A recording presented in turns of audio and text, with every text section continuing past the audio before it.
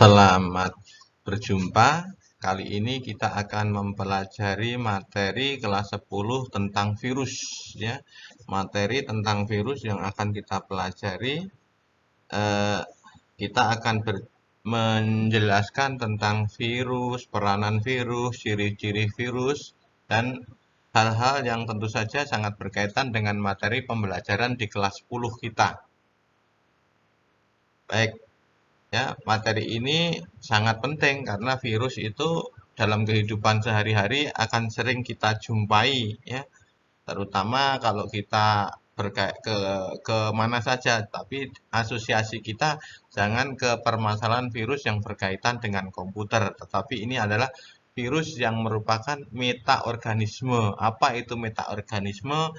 Nanti kita ulas ya dari materi yang akan kita pelajari kali ini. Baik. Yang pertama kita akan mengulik sedikit ya. Yang akan kita pelajari di sini nanti adalah tentang ciri dari virus, terus struktur tubuh virus, cara reproduksi virus, serta peranan virus dalam kehidupan. Peranan yang akan saya bahas di sini adalah baik peranan yang menguntungkan maupun peranan yang merugikan. Nah, jadi ya itu yang akan kita bahas nantinya. Oke. Kita lanjutkan. Pengertian virus. Pengertian dari virus. Virus itu berasal dari bahasa Yunani yang berarti virion, yang artinya racun. Jadi tidak salah kalau orang itu mengatakan virus menyebabkan penyakit.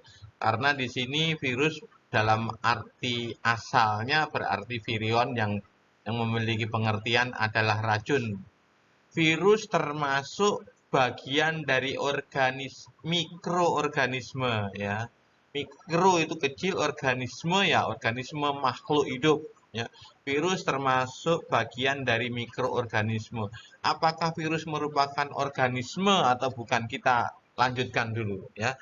Dinamakan bagian dari mikroorganisme karena merupakan makhluk hidup dengan ukuran hanya beberapa mikron atau mungkin lebih kecil dari itu karena 1 mikron sama dengan 0,001 mm atau kalau dibikin meter dibagi 10 pangkat 9 ya, atau dikali 10 pangkat negatif 9 dibagi 1 miliar meter ya, itu sangat kecil sekali ukuran virus ini. Virus adalah mikroorganisme parasit yang mana dia membutuhkan inang untuk bertahan hidup. Mikroorganisme ini harus menemukan inang untuk bereproduksi, termasuk melalui sel tubuh manusia. Jadi virus itu adalah organisme parasit atau istilahnya disebut parasit obligat asli. Kenapa? Karena dia harus ada inang sebagai tempat hidup atau hanya mampu hidup di dalam tubuh makhluk hidup. Di luar tubuh makhluk hidup dia tidak bisa hidup. Itu ciri dari virus. Tanpa menumpang ke tubuh inangnya, ia tidak dapat mereplikasi. Replikasi itu adalah berkembang biak, sebutan berkembang biak pada virus ya. Tanpa menumpang ke tubuh inangnya, ia tidak dapat bereplikasi diri. Beberapa spesies organisme ini bahkan dapat membunuh sel inangnya ya, untuk dapat berkembang biak. Jika ia tidak menemukan inang, virus tidak bisa hidup dalam waktu yang lama. Nah, tadi kenapa disebut dia harus menumpang, disebut parasit obligat? Karena kebutuhan dari virus untuk hidup, kebutuhan virus untuk hidup itu sangat ditentukan oleh inangnya. Ya, makanya dia disebut makhluk hidup yang parasit. Nah, parasit ini pengertian virus. Berikutnya kita lanjutkan. Oke. Ciri virus ya, ciri virus. 1. Hanya memiliki satu jenis asam nukleat. Hanya memiliki satu jenis asam nukleat yang diselubungi oleh kapsid atau selubung protein asam nukleat, yaitu DNA atau RNA saja. Jadi tadi disebut hanya memiliki satu jenis asam nukleat diselimuti oleh kapsid. Ya. Kalau saya mengandaikan kapsid itu adalah satu kertas selembaran ini yang sebagai pembungkus. Nanti kalau bagian-bagian lembaran dari kapsid itu disebut kapsomer, ya, kapsomer. Kalau satu lembar kertas ini disebut sebagai kapsid, maka bagian yang terkecil dari kapsid disebut kapsomer. Dia hanya memiliki satu jenis asam nukleat saja, memiliki DNA atau RNA saja, ya. Itu ciri yang pertama. Yang kedua, ukurannya sangat kecil, antara 25 sampai 300 nanometer. Untuk 1 nanometer sama dengan 10 pangkat negatif 9 meter. Jadi atau 25 dikali, umpamanya ukurannya 25, ya 25 dikali 10 pangkat negatif 9 atau 25 dibagi 1000 juta atau 1 miliar. Jadi ukurannya sangat kecil. Tubuh virus tidak berbentuk sel, ya, sehingga virus tidak memiliki inti sel, membran plasma dan sitoplasma. Ya. Kalau kita waktu SMP kita belajar tentang sel, bagian utama sel itu yang saya sebutkan tadi ada 3, ada inti sel, ada membran sel, ada sitoplasma. Kalau tidak memiliki itu, dia bukan disebut sebagai sel. Ya. Berikutnya cirinya adalah hanya dapat hidup dan berkembang biak pada sel hidup atau dikenal dengan parasit obligat. Tadi ya, parasit obligat. Obligat artinya asli, ya, parasit obligat. Yang berikutnya merupakan suatu makhluk hidup metaorganisme. Makhluk metaorganisme merupakan suatu bentuk peralihan antara benda mati atau memiliki sifat yang dapat dikristalkan dan makhluk hidup atau dapat berkembang biak. Ya. Maksudnya yang saya maksud begini ya, yang maksudnya di sini adalah virus itu disebut metaorganisme karena memiliki meta antara. Ya. Dia bisa menjadi benda hidup, dia bisa menjadi apa namanya? Disebut benda mati. Kenapa disebut benda mati? Karena dapat dikristalkan.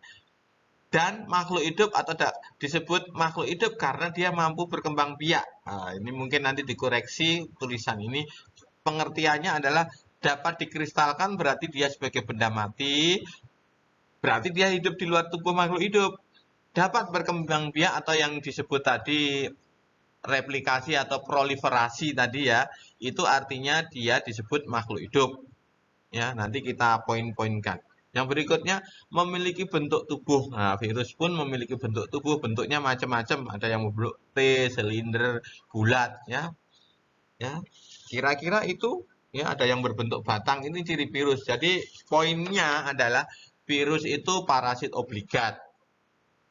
Metaorganisme, ya, hanya memiliki satu DNA atau RNA saja. Berikutnya adalah disebut makhluk hidup karena mampu berkembang biak. Disebut benda mati karena di luar tubuh berbentuk kristal. Jadi virus itu di luar tubuh akan berbentuk kristal. Benda mati. Begitu ketemu inang yang cocok, dia akan hidup. Yang dimaksud inang yang cocok itu bagaimana? Inang yang cocok itu artinya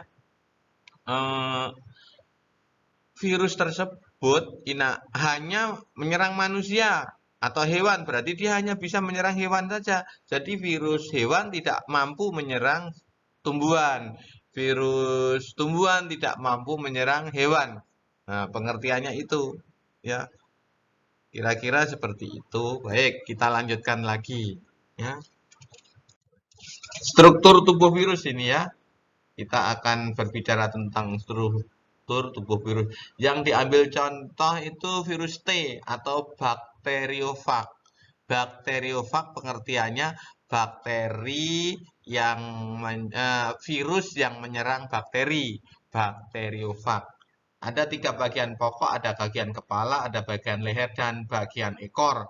Untuk struktur tubuh yang sederhana itu yang disebut kapsid tadi ini ya, pelindung. Kapsid itu keseluruhan, tapi kalau potongan dari kapsid itu disebut kapsomer yang saya sebutkan tadi ya. Kapsid itu seluruh lembaran, tetapi kalau bagian dari lembaran-lembaran itu disebut kapsomer. Dia hanya memiliki satu jenis asam nukleat, bisa DNA atau RNA saja. Selubung ekor, nah ini dia punya ekor, ada serabut ekor, ada lempeng dasar, ada jarum penusuknya. Nanti kita bahas ini tentang apa peranannya ini di dalam replikasi, ya, di dalam replikasinya. Kita lanjutkan. Ya. Kita lanjutkan tentang struktur tubuh virus. Struktur tubuh virus, walaupun virus memiliki berbagai ukuran dan bentuk, beberapa memiliki motif struktur yang sama, yaitu sebagai berikut yang saya sebutkan tadi. Kapsid. Kapsid merupakan lapisan pembungkus DNA atau RNA. Yang kedua, kapsomer yang saya sampaikan tadi. Kapsomer adalah sub-sub unit protein dengan jumlah jenis protein yang biasanya sedikit atau bahkan bergabung membentuk kapsid. Jadi kapsomer itu adalah kalau ibarat kertas satu lembar, kapsomer itu adalah pecahan puzzle pecahan. Nah, itu disebut kapsomer kalau kita ngomong puzzle ya. Kapsomer disusun menjadi sebuah puzzle utuh itu baru disebut kapsid. Kira-kira gambarannya seperti itu. Selanjutnya adalah struktur tambahan. Struktur tambahan lainnya yaitu selubung virus yang menyelubungi kapsid. Jadi ada virus yang diselubungi oleh kapsid. Envelope biasanya kalau bahasa Inggrisnya ya. Penyelubung kapsid maksud saya. Nah, yang berfungsi untuk menginfeksi inang. Selubung ini terbentuk dari fosfolipid, fosfat sama lemak dan protein. Nah, ingat protein itu selalu membentuk apa namanya zat pembangun tubuh makhluk hidup atau organisme.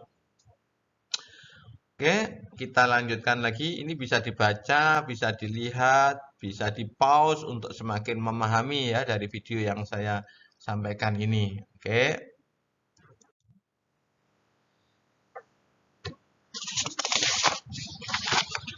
Nah, kita akan membahas tentang replikasi virus. Replikasi itu adalah perkembangbiakan ya, perkembangbiakan virus. Perkembangbiakan virus itu ada 2 jenis ya, ada 2 tipe di sini. Di sini disebutkan apa namanya?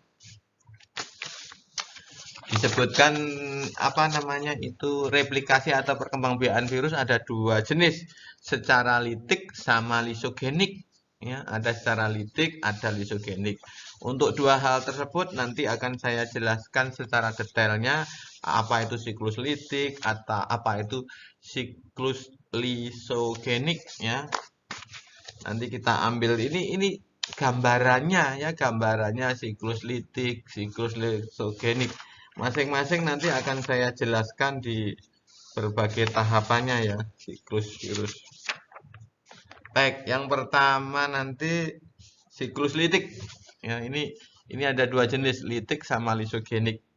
Nah, saya akan menjelaskan pertama nanti siklus litik.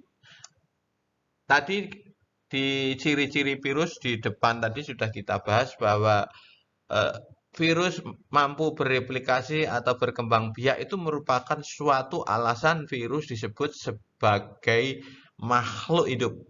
Ya, disebut sebagai makhluk hidup mampu berkembang biak. Oke, saya lanjutkan. Ya. Namanya siklus berarti berlangsung terus-menerus, tidak ada putusnya. Ya, biasanya antara siklus litik sama lisogenik ini saling terkait tergantung dari inang yang diserang oleh virus tersebut. Ya, syaratnya gimana?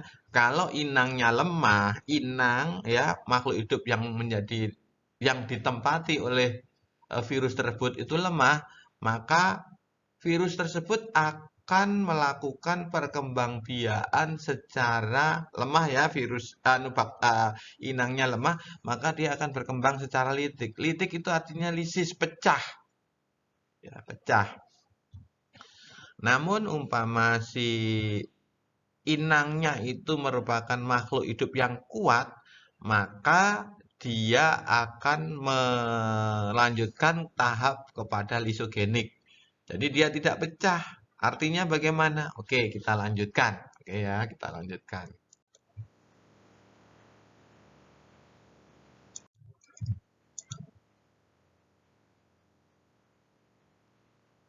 Baik, ini adalah gambar dari siklus litik. Ya. Siklus litik itu ada nomor 1, nomor 2, nomor 3, nomor 4, nomor 5. Nah, ini adalah nomor 1. Itu lanjutan dari nomor 6. Namanya siklus bisa dimulai dari mana saja. Ya, pada tahap awal virus induk mencari sel inang dan mulai melakukan proses adsorpsi ya, adsorpsi pakai D. Kalau absorpsi pakai B itu artinya penyerapan. Penyerapan pada air oleh akar itu disebut absorpsi. Tetapi kalau di sini namanya adsorpsi ya, absorpsi. Menempel artinya. Ya. Tahap pertama, virus menempel pada sel inang. Nah, menempel pada sel inang. Pertama tadi mencari, yang kedua adalah tahap absorpsi. Nah, selanjutnya bagaimana? Tahap absorpsi dilanjutkan kepada tahap yang namanya tahap penetrasi. Ini mohon maaf, ini harusnya di atas sini, nempel sini, belum melakukan injeksi, ya. Itu diawali dengan mencari, melakukan penempelan, proses absorpsi menempel di sini. Setelah itu, setelah menempel, tahap kedua, dia melakukan tahap namanya penetrasi atau menyuntik. Apa yang disuntikkan? Yang disuntikkan adalah DNA ini. DNA-nya ini disuntikkan kemana disuntikannya? Ke dalam tubuh inangnya. Nah, injeksi, penetrasi atau injeksi. Ada buku yang menulis injeksi. Di sini tertulis penetrasi. Baik. Apa yang dipenetrasikan? Yang dipenetrasikan adalah DNA-nya. Ya. DNA apa?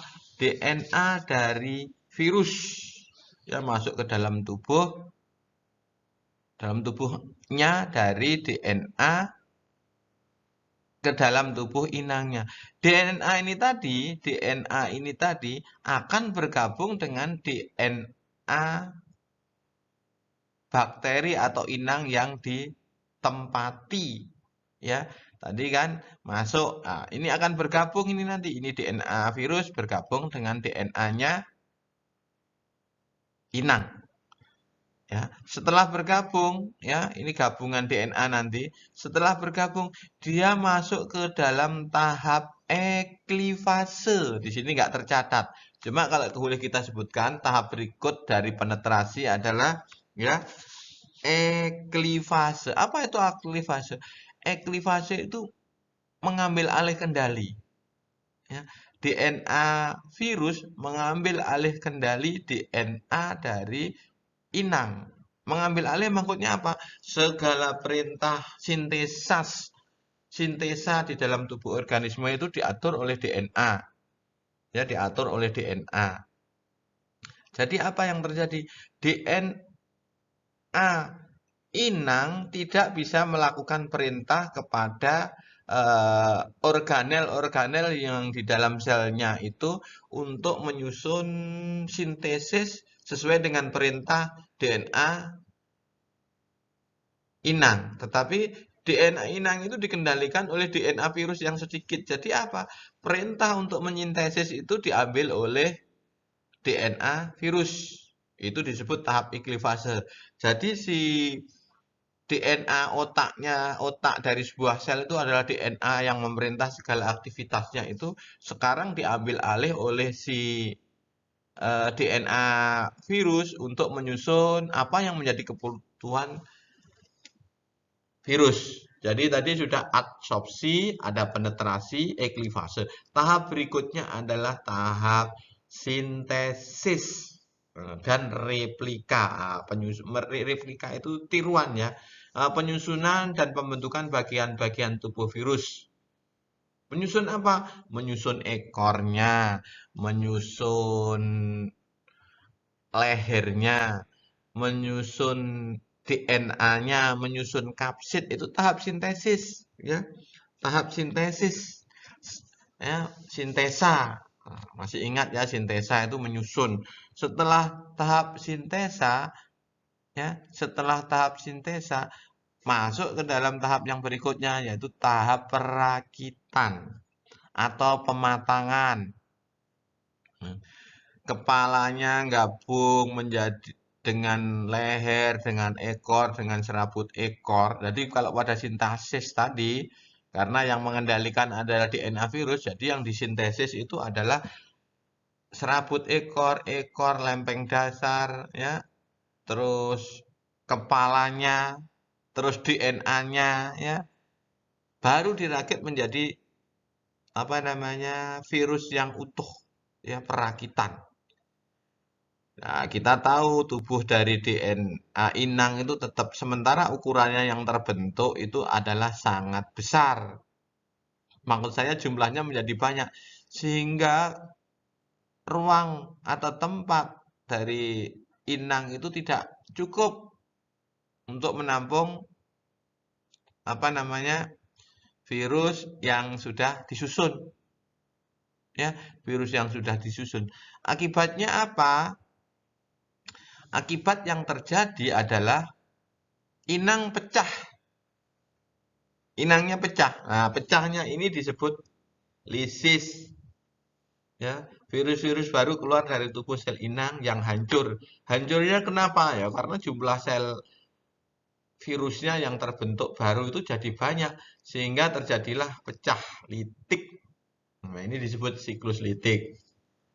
Oke, dicermati dulu. Jadi tahapnya yang pertama ini dia mencari apa namanya inang, yang kedua adsorpsi. Adsorpsi menempel, jangan salah, pakai D. Kalau pakai B itu artinya absorpsi. Selanjutnya masuk ke tahap penetrasi atau injeksi. Setelah injeksi ke tahap namanya eklivase, ambil alih. Setelah itu ke tahap sintesis dan replikasi, baru tahap perakitan. Ya, perakitan assembling, ada buku yang menulis seperti itu ya. Setelah itu terjadilah pecahnya tubuh virus. Oke, kita lanjutkan lagi. Nah, ini ringkasnya ya. Replikasi virus bisa terjadi hanya bila virus berada di dalam sel makhluk hidup. Secara umum replikasi litik terjadi tahap-tahap. Pertama absorpsi, penetrasi, eklivase, sintesis, pematangan, perakitan. Kalau saya biasanya menghafalkan dengan apel, ya apel. Apa itu apel? Absorpsi, penetrasi, eklivase. Kalau ini untuk sisipan aja. Terus yang terakhir adalah lisis. Ya, apel ditambah sintesa sama pematangan. Itu untuk tahap yang apa namanya? Untuk tahap reproduksi secara litik.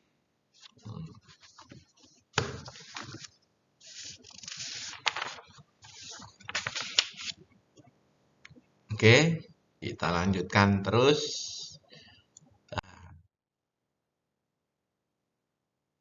Ini pengertiannya ya, yang saya sebutkan tadi bisa diperhatikan. Absorpsi pengertiannya ini virus meletakkan ekornya pada dinding sel bakteri atau inang ya. Daerah tempat ekor virus melekat disebut sebagai daerah reseptor. Absorpsi ya. Pada daerah tersebut memiliki sifat khusus untuk jenis virus tertentu dan virus jenis lain tidak mampu melekat pada area tersebut. Kalau ini kita kaitkan nanti kalau kalian sudah kelas 3 ya, tentang genetika, tentang kerja enzim, teori K and log, one gen one enzim. Jadi istilahnya satu reseptor hanya bisa menerima jenis protein tertentu. Karena teori di biologi ada namanya teori eh, metabolisme itu menggunakan enzim itu ya, enzim. Nah, ini kan kita makhluk hidup, enzim itu dasar teorinya adalah key and lock. Jadi seperti kunci dan gembok. Makanya disebut untuk jenis virus tertentu hanya bisa melekat pada areal tertentu itu khusus. Jadi nggak bisa jenis lain. Oke ya, itu nanti untuk kelas 3 akan ketemu teori kerja enzim ya, kunci dan gembok. Yang berikutnya adalah penetrasi tahapnya. Ya. Pada proses ini, ujung virus masuk dan menyatu dengan sel bakteri. Proses ini terjadi ya, ini yang terjadi menggunakan enzim lisozim. Ya, lisozim itu enzim yang kayak apa? Lisozim itu lisis penghancur ya, sebagai penghancur. Penghancur dari apa?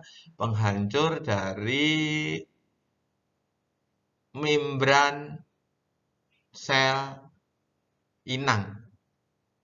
Kira-kira seperti itu ya. Kita lanjutkan siklus litiknya penjelasannya ya. Siklus litik. Yang berikutnya tadi saya sebutkan eklivase ya. Eklivase itu bagian virus akan mengambil alih perlengkapan metabolik dari bakteri.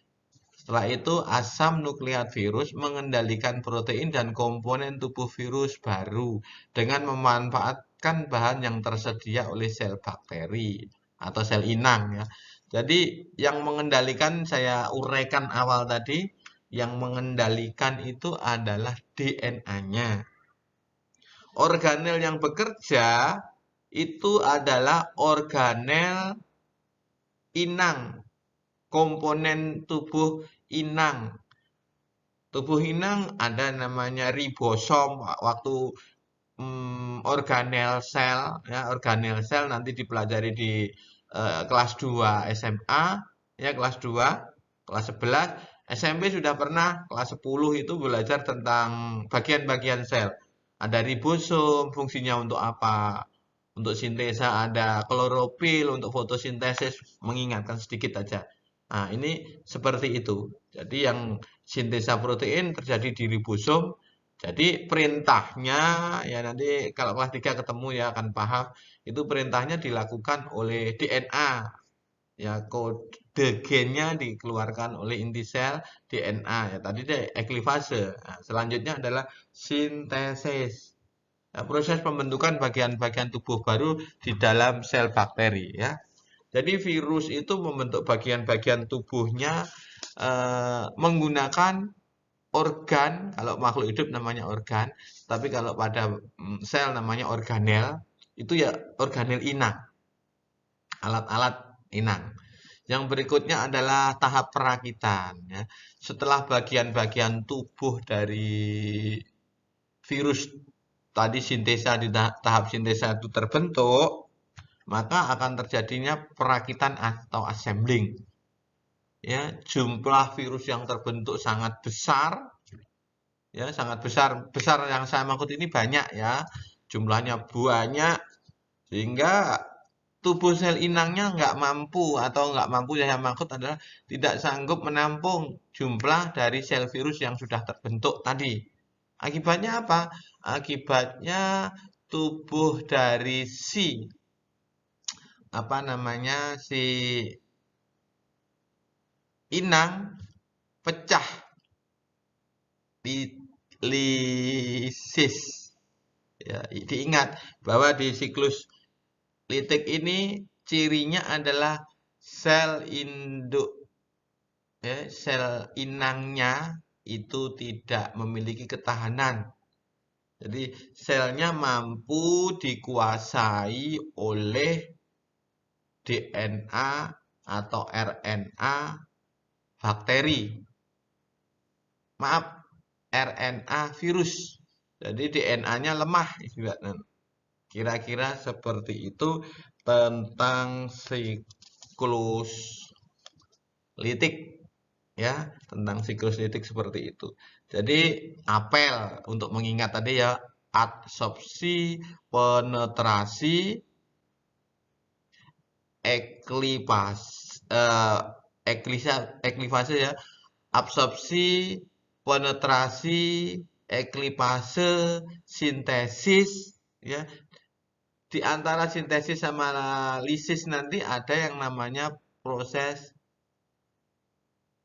perakitan atau assembling baru lisis ya, apel di CCP itu. Jadi absorpsi, penetrasi atau injeksi, eklifase, sintesis, ya, assembling baru litik.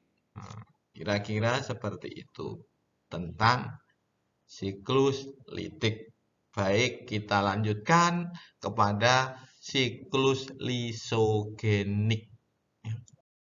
Baik, sekarang kita akan membahas tentang fase atau siklus perkembangbiakan secara lisogenik. Ya. Ini kelanjutan dari perkembangbiakan virus secara litik tadi. Kalau secara litik tadi, sel inangnya akan pecah. Kalau secara lisogenik, sel inangnya tidak akan rusak inangnya. Siklus ini terjadi apabila si inang dari virus tersebut mampu bertahan hidup. Ya. Apa yang terjadi di situ? Yang terjadi sama aja. Pertama absorpsi menempel, terus terjadi injeksi, ya. Injeksi DNA ke dalam tubuh inang. Pada tahap selanjutnya adalah tahap penggabungan, ya.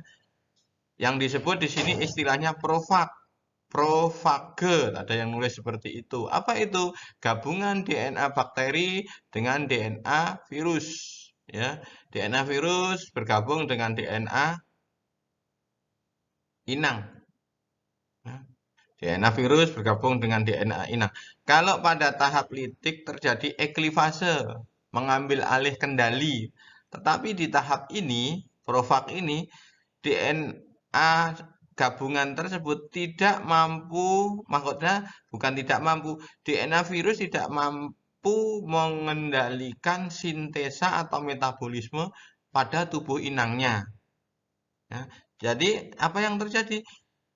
Kita tahu bahwa inang ini yang kita ambil contoh adalah bakteri. Inang tersebut juga merupakan makhluk hidup. Salah satu ciri makhluk hidup adalah berkembang biak. Nah, itu ciri dari makhluk hidup berkembang biak. Kalau virus itu berkembang biakannya menumpang, kalau di inang dalam hal ini adalah bakteri, perkembang biakannya kita tahu dengan cara membelah diri. Ya, dengan pembelahan diri dari 1 menjadi 2. Di dalam pembelahan inang yang saya maksud di sini bakteri ini ada yang namanya sitokinesis sama karyokinesis. Ya, 2 tahap itu. Ya, di situ tadi DNA-nya kan sudah gabung profag tadi. Diawali dengan pembelahan inti karyokinesis, ya. Karyokinesis baru dilanjutkan dengan pembelahan sitoplasma yang disebut sitokinesis. Nah, yang di sini awalnya tadi saya sebutkan bahwa DNA bakteri dalam hal ini inangnya yang berupa gabungan profag tadi, kita sebut profag aja. Profag tadi membelah dulu ya karyokinesis, setelah itu diikuti dengan sitokinesis sehingga setiap inang memiliki profag masing-masing. Nah, ini potensi inilah potensi yang saya maksud adalah tahap ini semua inilah ini yang disebut dengan lisogenik. Sehingga apa? Setiap kali inang membelah, DNA-nya juga membelah. Sehingga kalau boleh dibilang karier membawa ya. Jadi DNA-nya itu berupa profag yang saling bergabungan. Ya, saling menggabung. Pada tahap tertentu dia bisa masuk ke dalam siklus litik apabila inang dari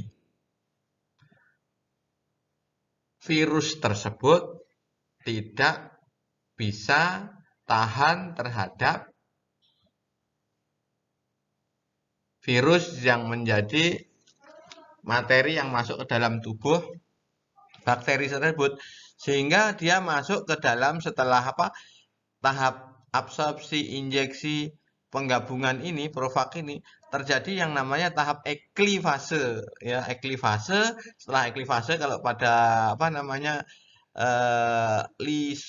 litik atau lisis, eklivase. Setelah eklivase adalah sintesa. Terus setelah sintesa ya perakitan, baru lisis. Seperti itu kira-kira singkatnya. Ya, ada lisogenik, sel inangnya mampu menahan atau tidak bisa dikendalikan oleh DNA virus. Sehingga pada saat bakteri membelah, DNA yang mengandung Provak tadi juga ikut membelah.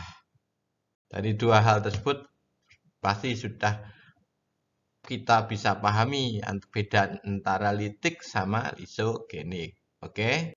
Nah, kalau keterangan singkatnya atau keterangan lanjutannya seperti ini kira-kira siklus lisogenik itu. Pada siklus ini, dinding sel bakteri tidak akan segera lisis.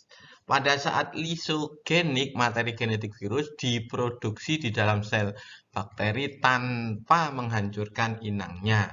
Tahap awal siklus ini adalah virus bakteriofag menempel pada dinding sel bakteri, kemudian melalui ekornya disuntikkan DNA ke dalam sel bakteri yang kita sebut dengan injeksi atau penetrasi ya. DNA virus kemudian menyisip ke dalam DNA bakteri. DNA virus ini bersifat laten, tersembunyi ya, tidak aktif membelah.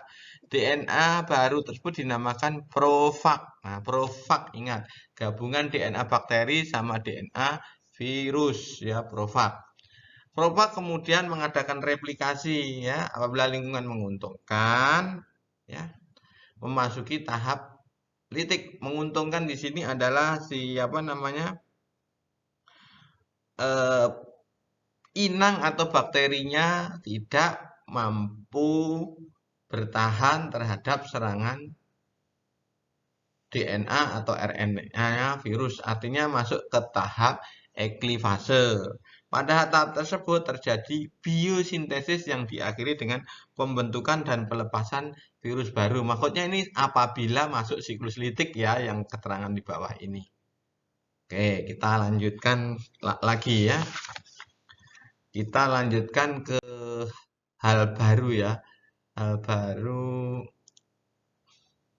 materi kita adalah klasifikasi atau pengelompokan virus ya.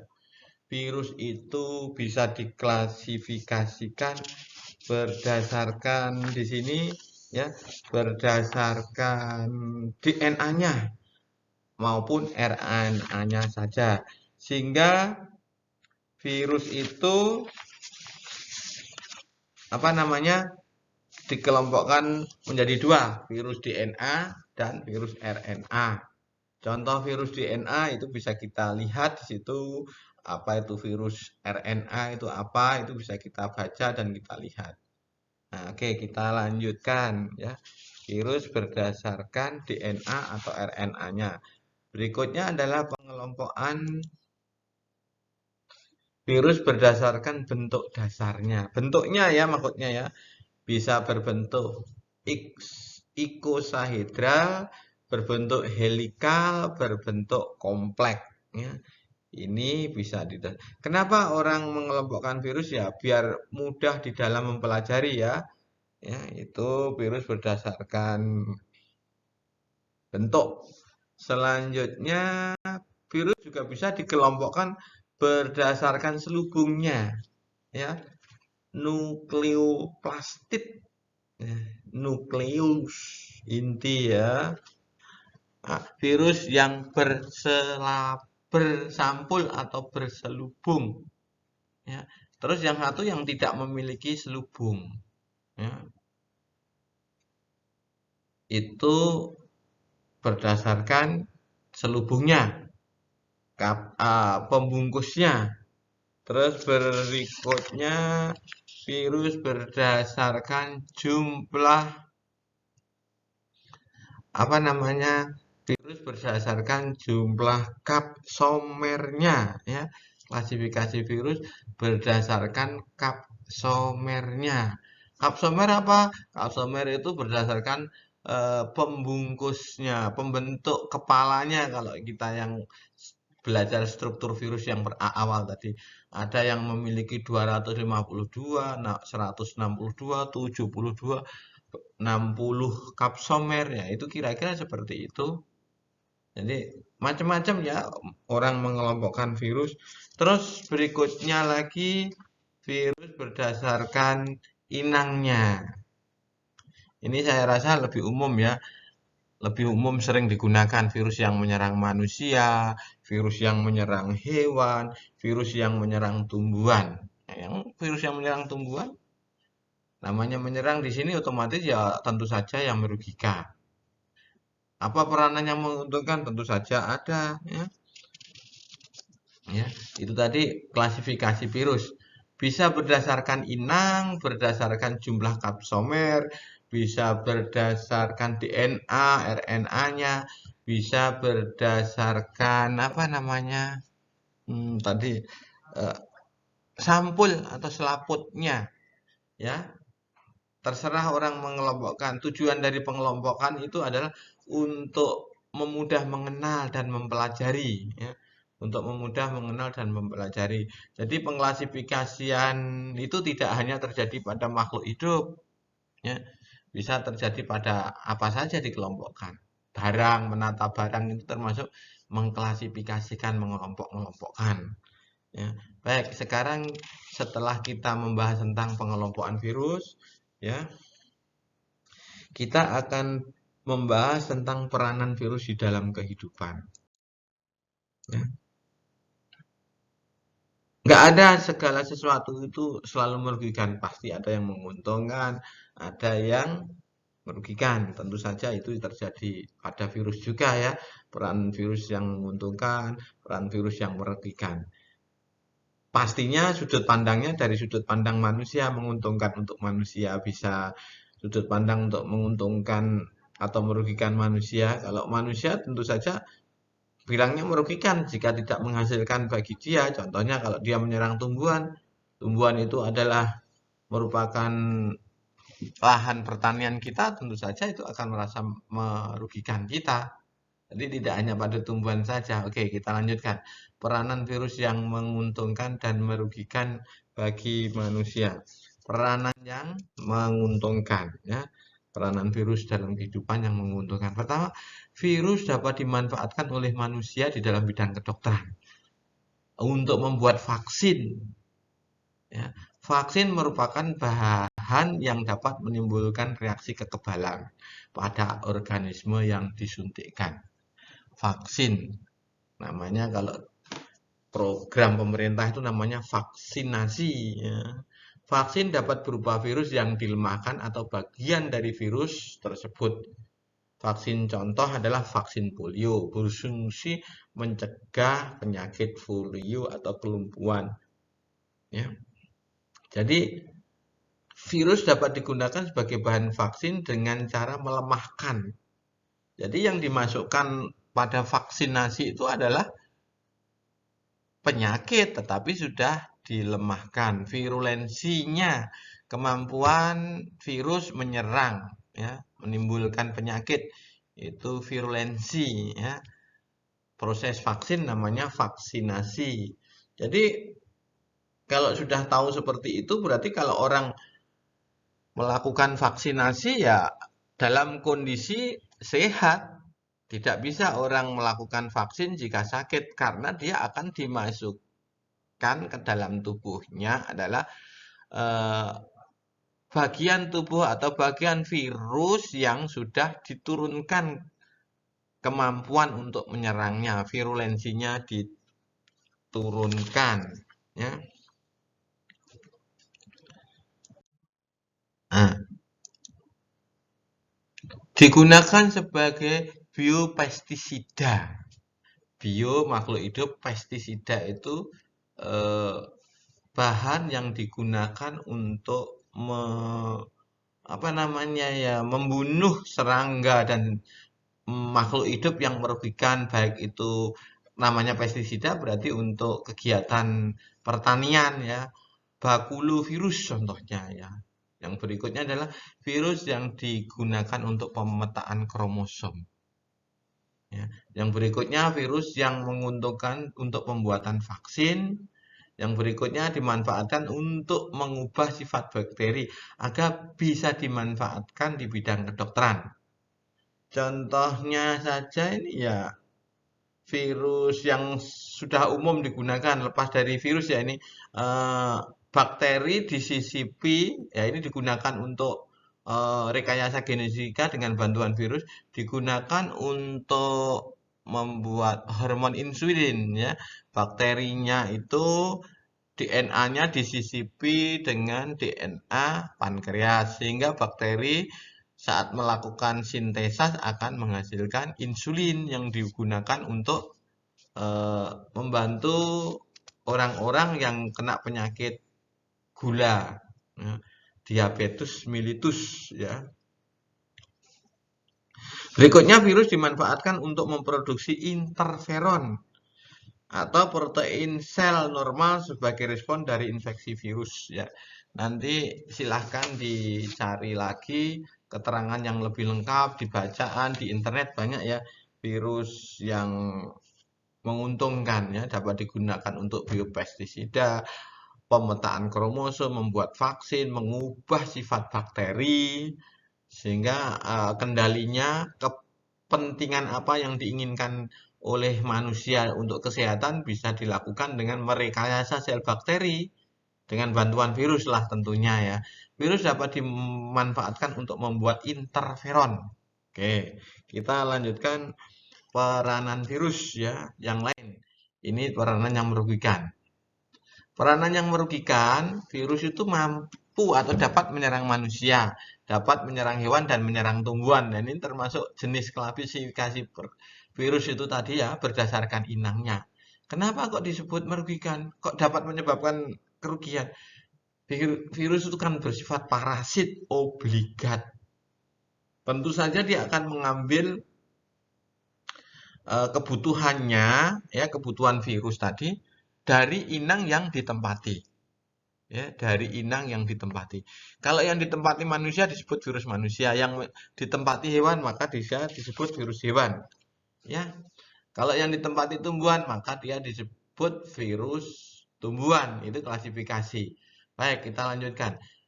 Saya akan memberikan keterangan singkat-singkat aja ya virus-virus yang menyerang manusia, yang menyerang hewan, yang menyerang tumbuhan. Nah, yang umum lah yang kita jumpai. Kalau sekarang ngetrennya virus corona, nah, corona itu ya juga jenis pengelompokan virus ya, juga jenis pengelompokan virus. Baik, saya lanjutkan. Contoh virus yang menyerang manusia adalah HIV. Virus ini udah lama ya, ini virus ini menyerang sistem pertahanan tubuh. Human immunodeficiency virus. Ya, nama virusnya HIV. Penyakitnya AIDS, Acquired Immunodeficiency Syndrome. Ya. Penyakit ini menular bisa melalui hubungan seksual, bisa melalui transfusi darah. Ya. Pemakaian jarum suntik secara bergantian oleh orang yang menderita HIV atau diserang HIV ya. Macam-macam ini berbahaya sekali penyakit ini. Belum ketemu obatnya, makanya salah satunya ya harus kita menghindari untuk terjadinya infeksi HIV ini. Ya. Saya lanjutkan, virus HIV itu bisa berbahaya, itu yang menyerang manusia. Berikutnya adalah virus Ebola. Nah, virus ini juga menyerang manusia, ya. Belum ditemukan obatnya. Mematikan, demam, diare, bisa menyebabkan pendarahan, ya. Virus Ebola. Yang berikutnya virus yang menyerang manusia. Virus corona. Nah, ini virus corona ini menyerang sistem pernapasan. Contohnya SARS itu ya, virusnya. Ini sama dengan HIV dan Ebola, ya. Virus berbahaya lebih cepat dibandingkan HIV dan Ebola menyerangnya ya. Ini penyakit SARS.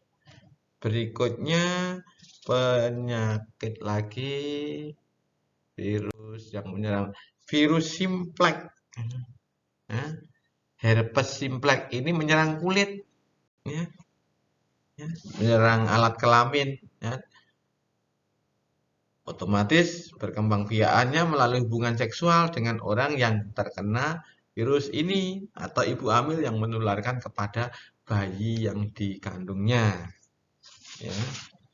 Virus berikutnya adalah virus dengue. Virus dengue itu virus yang menyebabkan demam berdarah. Ya.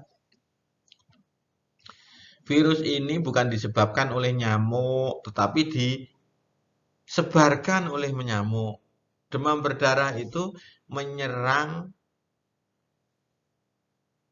manusia yang terkena virus dengue.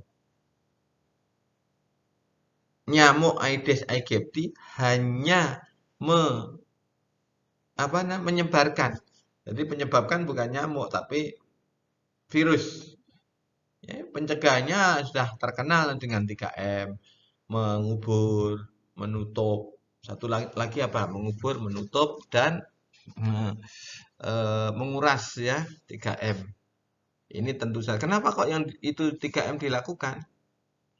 Ya, 3M ini berarti si nyamuk itu siklus hidupnya diputus. Ya, bukan ya, kalau kita lihat 3M berarti yang diselesaikan untuk pencegahannya adalah ya dari nyamuknya, bukan dari virusnya ya, ini tengoknya 3M.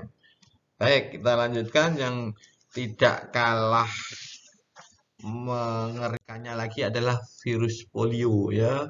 Virus polio ini menyebabkan kelumpuhan pada anak, pada bayi umur 3 sampai 5 tahun. Ini kalau kita di posyandu pastinya ada namanya virus poliomyelitis ya, menyebabkan kelumpuhan. Bahaya. Oke, setelah itu kita lanjutkan ke peranan yang virus ya. Ini masih yang menyerang menyerang hewan sekarang, virus yang menyerang hewan.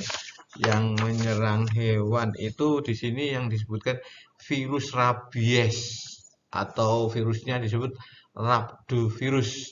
Virus yang menyerang sistem saraf pusat manusia dan otaknya ya.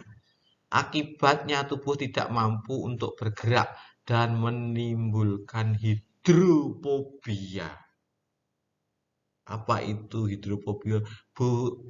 Fobia terhadap air yang menjadi salah satu tanda orang terinfeksi rabies. Kondisi ini umumnya diikuti dengan kemunculan gejala lain seperti perubahan pola perilaku secara tidak wajar, terjadi halusinasi hingga kelumpuhan pada berbagai bagian tubuh. Ini rabies ya, biasanya digigit ini ya, gigitan oleh hewan berdarah panas yang terjangkit virus seperti apa? Anjing, kera, kelelawar. Jadi selama ini orang kenapa kok anjing bisa rabies? Bisa ngigit. Makanya kok yang terkenal kalau rabies itu anjing karena lebih banyak orang memelihara anjing dan lebih dekat dengan anjing. Maksudnya eh, anjing sebagai hewan piaraan itu lebih intens berinteraksi dengan kita daripada kalau memelihara kelelawar sama kera, orang lebih intens dengan anjing, sehingga terkenalnya virus ini seakan-akan eh, menyerang anjing saja, padahal anjing itu hanya menularkan salah satunya kepada manusia. Hidrofobia ciri-cirinya takut pada air, itu ya. Berikutnya virus yang menyerang sistem pernafasan, unggas. Ya, ini sempat terkenal H5N1. Wabah ini menyerang hewan-hewan unggas. Unggas itu kelompok burung dan ayam. Mampu menyerang kepada manusia, yang diserang adalah sistem pernafasan. Berikutnya kita beralih virus yang merugikan yang menyerang tumbuhan. Terkenalnya adalah TMV, Tobacco Mosaic Virus. Ya, ilmu virologi tentang virus ini awalnya diteliti melalui apa namanya daun tembakau yang terserang virus. Ya, ini awal mula dikenal adanya virus itu penelitiannya adalah TMV nih, Tobacco Mosaic Virus. Ya, yang tahu ukurannya kecil. Ya, silahkan dibaca tentang sejarah penemuan virus ya. Kita lanjutkan berikutnya. Virus yang menyerang padi, virus Rhizostungro-bacilliflum. Ya. Cirinya tumbuhan padi yang terserang ini adalah tumbuhannya kerdil, pendek, warnanya merah sampai uranya kekuning-kuningan, sehingga berakibatnya berkurangnya jumlah panennya. Gabah itu padi yang masih nempel di tanaman, biji padi maksudnya yang nempel di padi itu disebut gabah. Virus Rhizostungro-bacilliflum, VRTB kalau mau disingkat seperti itu. Jadi dari awal sudah kita sampaikan bahwa tadi virus itu ada yang peranan menguntungkan, ada peranan yang merugikan. Jadi merugikan tentu saja dari sudut pandang manusia, ya. Dari sudut pandang manusia bahwa hasil panennya atau kesehatan manusia itu terganggu, ya. Jadi apa istilahnya, ulasan balik. Jadi virus itu bukan disebut makhluk hidup kalau kita awal ciri-cirinya karena dia mampu dikristalkan.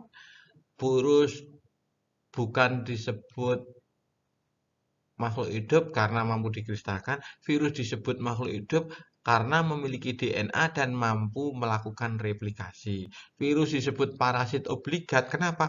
Karena virus hanya mampu hidup di dalam tubuh makhluk hidup.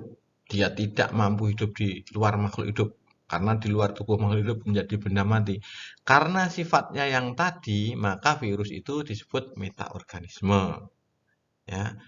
Selanjutnya, virus juga diklasifikasikan, juga dikelompok-kelompokkan. Tujuannya mengklasifikasi itu untuk memudahkan mengenali. Bisa diklasifikasikan berdasarkan inangnya, bisa diklasifikasikan berdasarkan DNA atau RNA-nya, bisa diklasifikasikan berdasarkan amplopnya, selubungnya, ya. Terus virus mampu bereplikasi dengan model yang terkenal namanya siklus litik dan siklus lisogenik. Ciri siklus litik itu inangnya pecah. Ciri lisogenik inangnya mampu bertahan hidup, ya. Ada tahap profage. Kalau siklus litik tahapnya ada yang namanya adsorpsi, ya, absorpsi, penetrasi atau injeksi, eklivase, sintesis, sama lisis. Ya, tentang peranan virus bagi kehidupan. Ada virus yang menguntungkan, ada virus yang merugikan. Ya, contoh virus yang merugikan, yang menyerang manusia. Contohnya apa tadi kita sebutkan bahwa HIV, terus polio, terus lagi Ebola, demam berdarah, ya, itu contoh virus yang merugikan, yang menyerang manusia dan merugikan. Terus virus yang menyerang hewan, contohnya flu burung H5N1 itu SARS, dia bisa ditularkan pada manusia juga, ya, H5N1. Terus yang terkenal mungkin pemelihara ayam itu terkenal penyakit NCD. Tadi slide belum ada NCD, Newcastle disease virus. Ya, Newcastle disease ya itu disebabkan oleh virus yang menyerang kepala ayamnya, tetelo istilahnya. Terus virus ya, terus virus yang menyerang kuku dan mulut sapi, antrak. Nah, tadi belum disebutkan. Ya, itu. Terus virus yang menyerang hewan sudah, virus yang menyerang peranan yang merugikan, virus yang menyerang tumbuhan. Contohnya tadi adalah virus TMV ya, Tobaik mosaic virus. Ada virus tungro, virus yang menyerang pada padi, ada juga virus yang menyerang tanaman buah jeruk, ada ya macam-macam. Ya, selain virus tadi yang merugikan, ada virus yang menguntungkan, bisa digunakan untuk pemetaan kromosom, digunakan untuk vaksin, ya, bahan vaksin, terus digunakan untuk biopestisida. Ya, dari sekian yang kita jelaskan tadi, saya rasa materi tentang virus saya cukupi sampai di sini. Lain waktu kita akan mempelajari materi biologi yang lain. Semoga video ini bermanfaat untuk pembelajaran dan bermanfaat untuk mengenali bahwa virus itu meskipun parasit obligat juga memiliki peranan yang menguntungkan juga. Sekian, assalamualaikum warahmatullahi wabarakatuh.